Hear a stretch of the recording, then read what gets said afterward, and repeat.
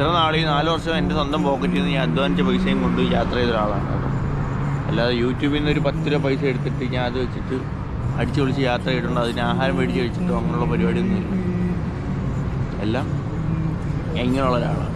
Okay, എനിക്ക് ആരുടെയും പൈസ നെക്കില്ല. അഥവാ യൂട്യൂബിന് ഈ പൈസ നമുക്ക് കിട്ടുമെന്ന് വെച്ചോ. കഴിഞ്ഞ വീഡിയോസ് കാണാത്ത ആളുകൾക്ക് വേണ്ടിയിട്ടാണ്. ഇപ്പം $100 ആകുമ്പം എനിക്ക് തോന്നുന്നു നാട്ടിൽ എത്രയോ 10 രൂപയ്ക്ക് അടുത്ത് വരുന്നു. അപ്പോൾ ഇത് ഞാൻ പറഞ്ഞല്ലോ, എന്തെങ്കിലും ആരെങ്കിലുമൊക്കെ ബുദ്ധിമുട്ടൊക്കെ അനുഭവിക്കുന്ന ആളുകൾക്ക് വേണ്ടി നമ്മൾ ഡൊണേറ്റ് ചെയ്യും.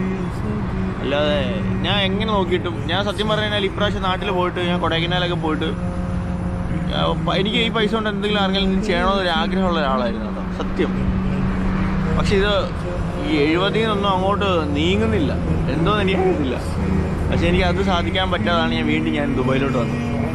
ഓക്കെ, എന്തായാലും ആ പൈസ കിട്ടുമ്പം അത് ഇൻഷാ അല്ലാഹ്